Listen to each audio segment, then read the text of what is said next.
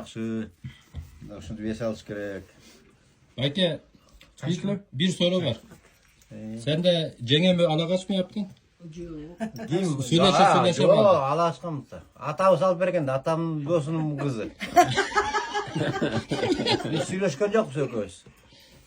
Papaşa ayttı, şunu alasın dep. Şunu aldım. Siz de makul de Makul değil mi? öyle yok. Öyle yok. Üç bala bir kız törep verdi. Yaxşı. Bari çoğun hazır o. Bari ne vere? 3 bala bir kız söyledi. Hem de badal Iki bala bir kız. 2 bala bir kız. 3.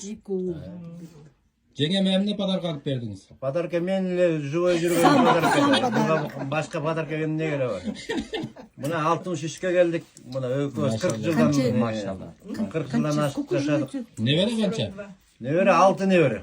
Maşallah. Çoğuydu уже var. 9. klas çoğu aldı. Skoro. Kuday görse yaxşı. Yaxşı, yaxşı.